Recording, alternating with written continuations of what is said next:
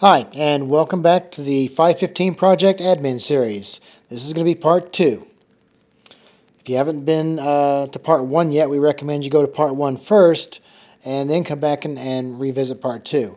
We left off in part 1 with links of interest. So we'll pick up now in part 2. I want to go down here and look at the site management functions real quick. There's not a whole lot there, so we'll just come over those real quickly.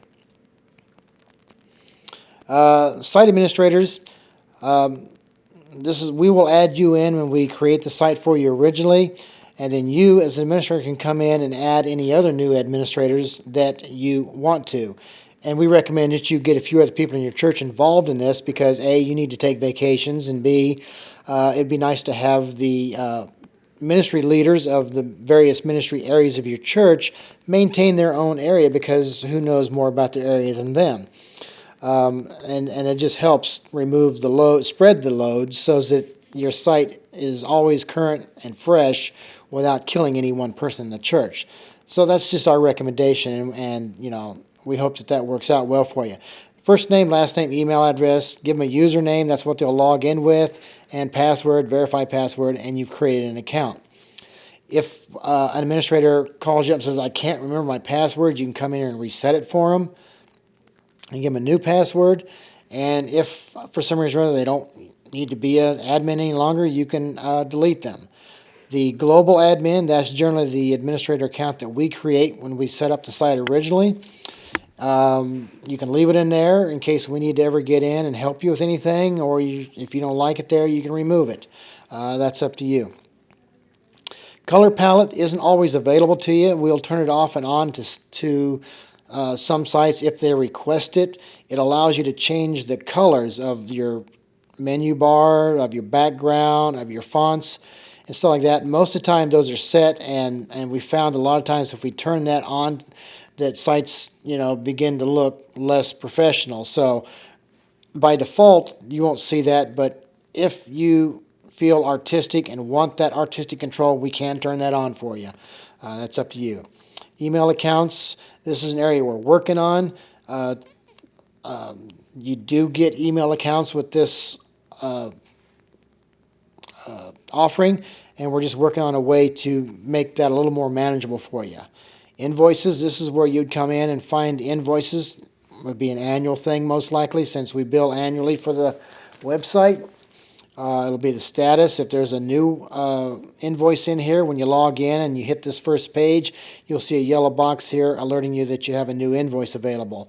And you generally have 30 days to pay the invoice, and you can pay it via check to us, or you can pay it online with a credit card through PayPal. And this is just kind of what it looks like, what your invoice will look like. You can print it, whatever here.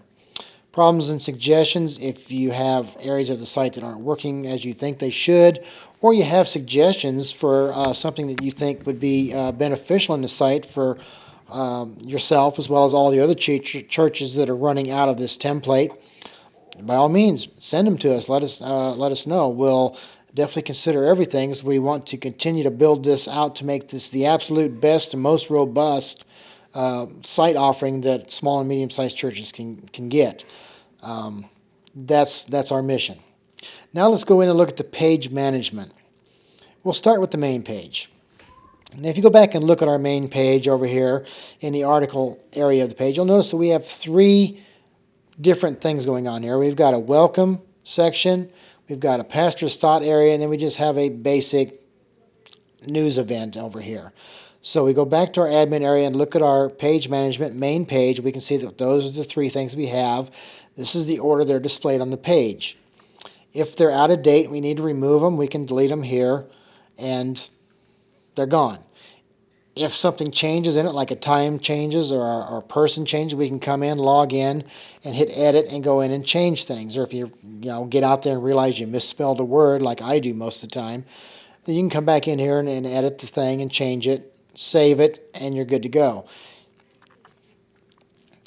If you want to create new ones, you just start with a new blank. You give it a section title, and then you're going to give it some content.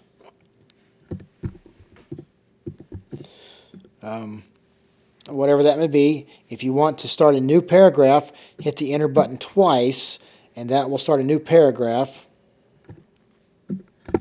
This is not very creative here, I'm sorry. I've got my keyboard kind of in a bad situation, so I'm having a hard time typing on it.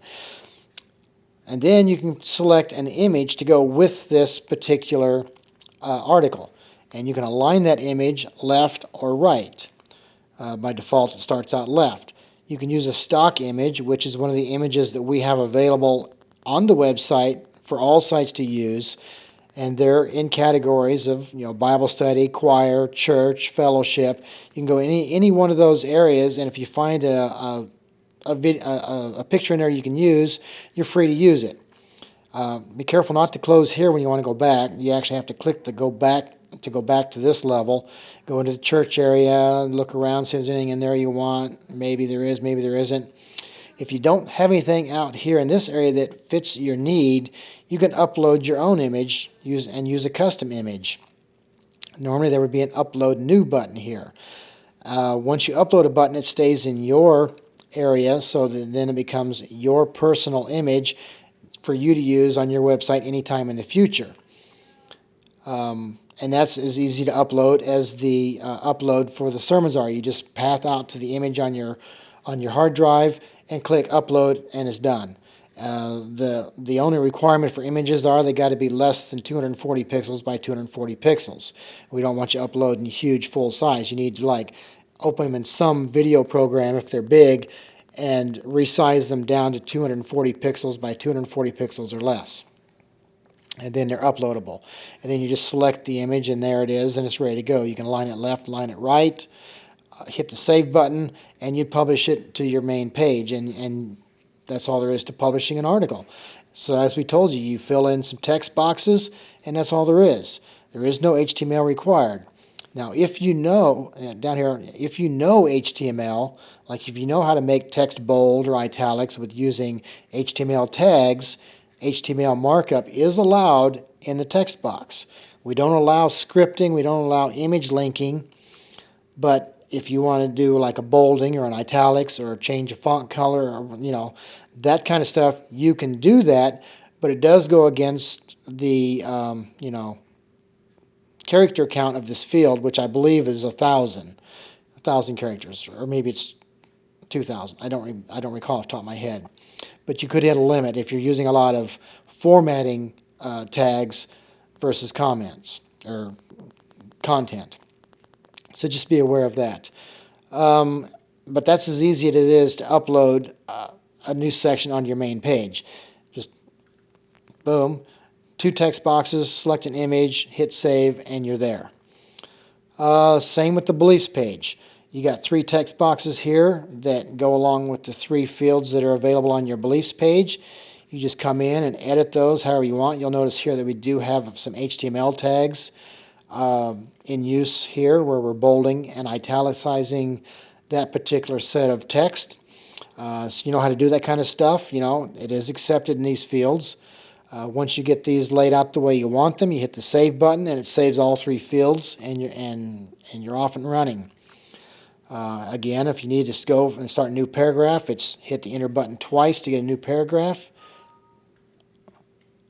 And once you hit the save button, that will be live on your website in the beliefs area.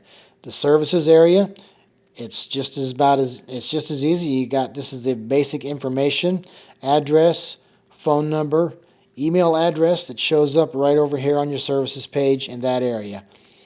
When we plug your information in initially to set up your site, and we plug in your address, it automatically we do a geocode lookup and get the geo coordinates of your church, and that's what we store in the database. So we can draw the map from Google. Services. You can give your service a name, list them here. You can change a display order, add, delete.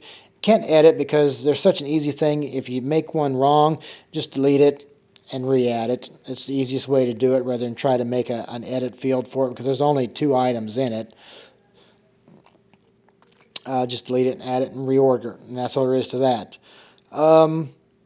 Church ministries. Now, as you remember, the church ministries was an expandable area. So the first thing you need to do is go in and define your church ministries. And then define the order that you want them displayed on your church ministries page. So if you look at this order right here of these ministries, you'll see that over here in the admin section, define church ministries, that's the order we have them right here.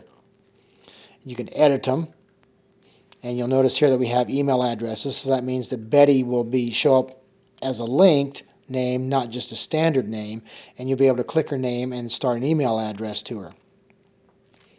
So that's what you do to define your basic ministry fields. Now, once you have your ministry areas defined, you go to the Manage Ministries page, and you can start to build out each one of those pages. The first thing you do is select which page you want to work on. And when you select it, it will show you what's there. And if you remember, this looks just like the main page. It shows you what articles that you have available, what their display order is. You can edit them. The editor is exactly the same way, except it has one extra field. The fact that you can, if you happen to be in the wrong ministry, you can change the ministry here, but it should be in the right ministry if you've selected the right ministry coming into this page. But the thing about it is the section title, the section content, you choose an image just like you did before, and you can actually choose custom images and upload custom. It's exactly like doing the main page, except you're doing it for a ministry page. So there's no difference between these two pages, and you can do it for any ministry. So if you define an admin, or each one of your ministry area leaders as an admin, they can come out, select their particular area of ministry, and then come in and add new entries, edit entries, delete entries, do whatever is necessary in their particular ministry area. And that just makes keeping the site so much simpler and easier. The last page that we're going to look at here is the Manage Staffs page. And that's easy enough as well. I mean, you can reorder them by just changing the order of them here and hitting Update Display Order. If you need to add a new staff member, you can do that here. Browse out and find their picture. Again, there are size limitations for staff pictures. Write their bio here. Remember that you can use HTML markup if you know how to, and hit the enter key twice to start new paragraphs. First name, last name, church roll, email address, which is optional. If it's there, it shows up. Image is optional, but if you select one, it shows up. Once they're there, you can go in and edit them. And if you come to this point and you kind of don't remember what image they have, you can look at the image. Oh, that's which one we got there. That's good. Or you can change the image if you want to upload a new image. You can update the bio information or whatever and hit the Save button down here, and it'd be good to go. So you can add as many staff members as you want. Like we said, you can have all the way down to, you know, the guy that rakes the leaves if you want. But most people coming out to your website don't really want to wait for a page to load that has, 50 pictures on it when they only are interested in the top 3. So consider your users and your visitors and what they want to see. And just because you have the functionality doesn't mean it's the right thing to do to use it. And that's pretty much the overview of how to manage this website. As we said, we can't figure out a way to make it any easier than this for you without just making it so we can read your mind. And we're working on that. But until we figure that out, we think this will get most every church in America the ability to easily get themselves online and get their light shining into their community as we're commanded. So we hope that this works for you, and we hope that we'll see you signing up soon. And that concludes part 2 of this video series, and we thank you very much for your time today.